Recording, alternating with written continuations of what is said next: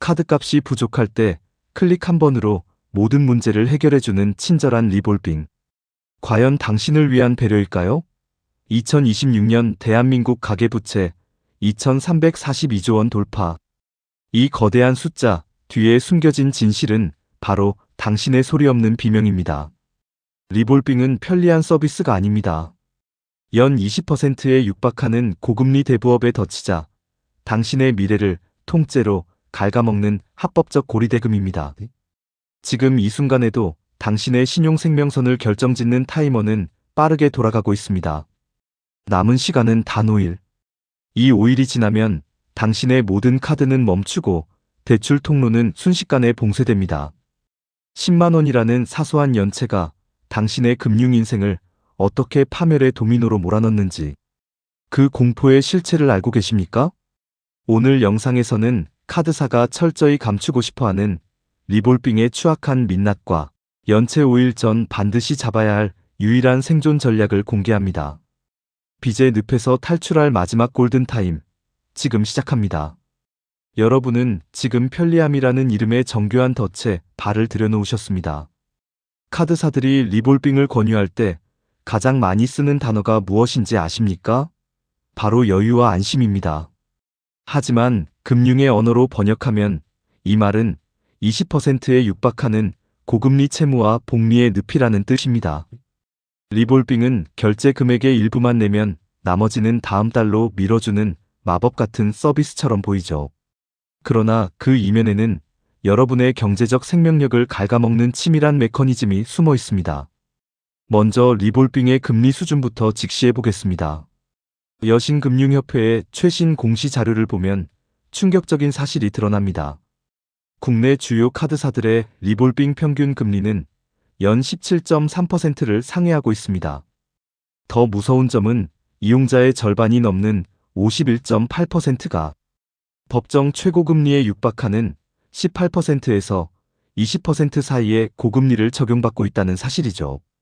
이건 사실상 제1금융권의 서비스가 아니라 대부업체의 고금리 대출과 다를 바 없는 수준입니다. 구체적인 사례를 통해 이 덫이 어떻게 작동하는지 살펴보겠습니다. 30대 직장인 박 과장의 경우를 보죠. 박 과장은 생활비를 충당하기 위해 처음 리볼빙에 손을 댔습니다. 카드사 앱에서는 이번 달 결제 금액 300만 원 중 10%인 30만 원만 결제하면 연체 없이 넘어갈 수 있다는 팝업창이 떴습니다. 박 과장은 이를 기회라고 생각했습니다. 하지만 이것이 파멸의 시작이었습니다. 2월 된 270만 원에는 연 19%에 달하는 이자가 붙기 시작했습니다. 다음 달에 또 300만 원을 쓰고 다시 10%만 결제하면 2월 된 원금에 이자가 붙으면서 결국 박 과장은 헤어날 수 없는 연체의 늪으로 빠지게 됩니다. 금융감독원의 2026년 초 통계에 따르면 카드 리볼빙 2월 잔액은 약 6조 8천억 원 규모를 기록하고 있습니다. 수치상으로는 과거 7조 원 중반대에 달하던 정점보다 줄어든 것처럼 보이지만 전문가들은 이를 더 큰 위험 신호로 보고 있습니다. 박 과장처럼 최소 결제의 유혹에 빠진 사람들은 자기도 모르는 사이에 원금보다 이자가 더 가파르게 늘어나는 역복리의 저주에 갇히게 됩니다. 처음에는 270만 원이었던 2월 금액이 신규 소비와 결합하여 단 몇 개월 만에 1,000만 원에 육박하는 것은 순식간입니다. 카드사는 이 과정에서 단 한 번도 위험을 경고하지 않습니다. 오히려 한도가 부족하시죠? 한도를 증액해드립니다라며 더 깊은 늪으로 밀어넣을 뿐입니다. 여기서 더 소름 돋는 데이터의 함정이 하나 더 있습니다. 최근 뉴스에서 리볼빙 잔액이 감소하고 있어 가계 부채 리스크가 줄어들고 있다는 보도를 보신 적이 있을 겁니다. 하지만 이건 치명적인 착시 현상입니다. 한국은행이 2025년 12월에 발행한 금융안정보고서의 이면을 들여다보면 진실이 보입니다. 리볼빙 잔액이 줄어든 이유는 이용자들이 빚을 여유있게 갚아서가 아닙니다. 카드사들이 연체율 상승을 막기 위해 리스크 관리를 명목으로 이용자들의 카드 한도를 강제로 축소했기 때문입니다. 즉, 빚을 낼 수 있는 길을 막아버린 공급 축소의 결과인 셈입니다. 자영업자 B씨의 사례가 이를 적나라하게 보여줍니다. B씨는 리볼빙을 통해 겨우 카드 대금을 막으며 버티고 있었습니다. 그런데 어느 날 아침 카드사로부터 고객님의 신용도 변화로 인해 카드 이용 한도가 1,000만 원에서 200만 원으로 조정되었습니다. 라는 문자를 받았습니다. 그동안 리볼빙으로 미뤄뒀던 800만 원의 잔액이 바뀐 한도를 즉시 초과하게 되자 카드사는 초과분에 대한 즉시 상환을 요구했습니다. 당장 현금이 없었던 B씨는 하루아침에 상환 불능 상태에 빠졌습니다. 통계상으로는 B씨의 리볼빙 잔액이 사라진 것처럼 보이지만 실상은 상환 능력이 없는 채무자를 벼랑 끝으로 밀어버린 결과인 셈입니다. 기업들은 철저하게 수익의 관점에서 움직입니다. 카드사 입장에서 리볼빙은 황금알을 낳는 거위입니다. 일반 신용대출보다 금리는 높으면서 소비자의 거부감은 적기 때문입니다. 하지만 소비자에게 리볼빙은 매달 조금씩 산소를 빼앗아가는 밀실과 같습니다. 처음에는 답답한 줄 모르다가 숨이 막히기 시작할 때는 이미 문이 잠긴 뒤입니다. 많은 분이 설마 나에게 그런 일이 생기겠어? 라고 생각하며 오늘 밤에도 리볼빙 결제 비율을 조정하고 계실지 모릅니다. 하지만 여러분이 인지하지 못하는 사이 여러분의 신용점수는 미세하게 깎여나가고 있습니다. 카드사 내부 등급은 이미 위험 신호를 보내고 있을 가능성이 큽니다. 리볼빙은 결코 해결책이 될 수 없습니다. 그것은 단지 고통의 시간을 뒤로 미루면서 이자를 눈덩이처럼 불리는 행위에 불과합니다. 그렇다면 이 늪에서 빠져나올 수 있는 마지막 기회는 언제일까요? 카드사에서 한도를 기습적으로 줄이기 전, 그리고 내 통장의 잔액이 완전히 바닥나서 단돈 10만 원조차 결제하지 못하게 되기 직전입니다. 만약 여러분이 이미 리볼빙의 굴레에 갇혀 있다면 이제는 냉정하게 시계를 확인해야 합니다. 그 시계의 초침이 멈추는 순간, 즉 연체 5일이라는 치명적인 데드라인이 넘어가면 그때부터는 단순히 돈의 문제를 넘어 사회적 신용의 파멸이 시작되기 때문입니다. 과연 그 5일이라는 시간이 우리 인생에 어떤 도미노 현상을 불러일으키는지 그 공포스러운 실체를 바로 이어서 확인해 보겠습니다. 리볼빙이라는 족쇄를 차고 벼랑 끝에서 버티는 분들에게 가장 무서운 숫자는 무엇일까요? 바로 영업일 5일입니다. 이 5일은 단순히 결제가 늦어지는 대기 시간이 아닙니다. 당신의 경제적 생존권이 박탈되기까지 남은 최후의 골든타임이자 금융 시스템에서의 사형 선고 카운트다운입니다.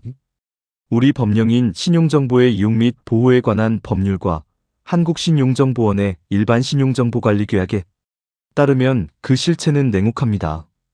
10만 원 이상의 금액을 5영업일 이상 연체하는 순간 당신의 금융 프로필에는 연체정보 공유라는 주운 글씨가 새겨집니다. 그 후 이 연체정보는 연계된 전체 금융권에 공유가 됩니다. 이때부터 당신은 대한민국 금융 시스템에서 사실상의 신용정지 상태가 됩니다.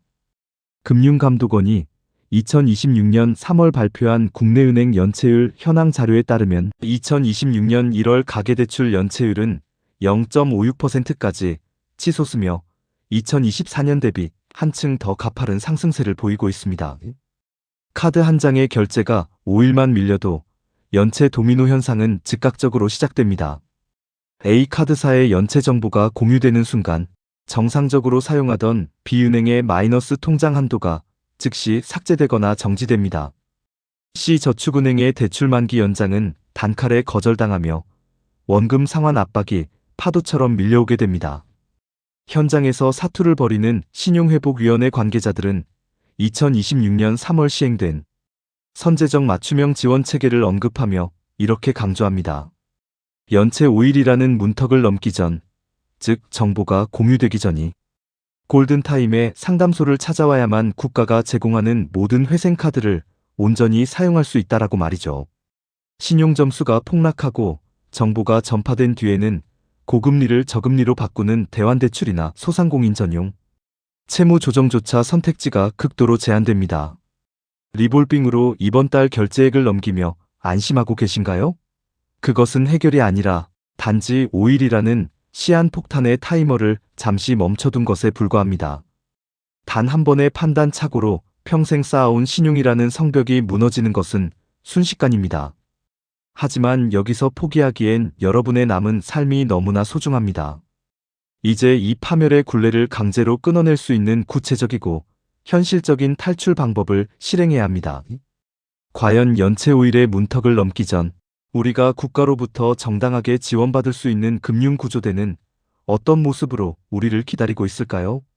결론을 말씀드리기 전에 구독과 좋아요를 부탁드리며 이코노미 이거머니의 결론입니다. 리볼빙은 결코 여러분의 금융 편의를 위해 존재하는 서비스가 아닙니다. 그것은 연 20%의 이자라는 꼬리표가 붙은 가장 위험하고도 교묘한 빚의 덫일 뿐입니다.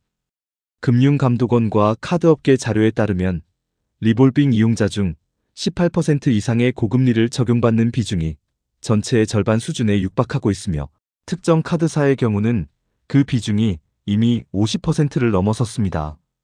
이 숫자는 여러분의 정당한 근로소득을 무참히 잠식하고 소중한 미래, 자산을 갉아먹는 독약과도 같습니다. 연체 5일이라는 시한폭탄이 터져 금융권의 연체 정보가 공유되기 전에 우리는 지금 당장 냉정한 결단을 내려야만 합니다. 가장 먼저 취해야 할 조치는 리볼빙 서비스의 즉시 해지와 현 상태의 객관적 파악입니다. 만약 스스로의 힘으로 도저히 감당할 수 없는 수준에 도달했다면 주저하지 말고 신용회복위원회의 상담 창구를 찾으십시오. 국가가 운영하는 공적 채무조정제도는 여러분을 파멸해서 구해낼 마지막 보루입니다. 연체 기간에 따라 제공되는 3가지 맞춤형 솔루션이 그 해답입니다. 연체 전이거나 30일 이하의 단기 연체 상태라면 신속 채무 조정을 통해 상환 기간을 연장하고 실감나는 이자율 경감 혜택을 받을 수 있죠. 연체가 31일 이상 89일 이하로 진행된 경우에는 프리워크아웃을 통해 이자 부담을 덜어내야 합니다. 또한 90일 이상의 장기 연체로 고통받는 분들을 위해 2025년부터 상설화되어 혜택이 더욱 강화된 개인워크아웃과 취약계층 특례 제도가 원금 감면의 길을 열어두고 있습니다. 한국은행 공식 통계상 가계부채자 금순환 기준가 2,400조 원을 넘어선 고금리 기조의 장기화 시대입니다. 이는 더 이상 카드 돌려막기라는 임시 방편이 통하지 않는 시대가 왔음을 의미하죠. 신용회복위원회의 상담 전화인 1600-5500은 결코 부끄러운 번호가 아닙니다. 오히려 다시 시작할 수 있는 가장 확실한 기회의 번호라는 사실을 기억하십시오. 공신력 있는 기관의 도움을 받는 것이 여러분의 신용점수를 지키고 경제적 파산을 막는 유일하고도 과학적인 길이라는 점을 다시 한번 강조합니다. 막연한 공포는 정보의 부재에서 시작됩니다. 오늘 제가 제시해드린 최신화된 공적 제도들을 통해 여러분의 재무 상태를 냉정하게 진단해 보시길 바랍니다. 빚의 고리를 끊어내는 것은 수치스러운 실패가 아니라 가장 용기 있는 경제적 결단입니다. 리볼빙이라는 가짜 달콤함에서 즉시 벗어나 여러분의 소중한 신용, 생명선을 스스로의 손으로 직접 지켜내시길 바랍니다.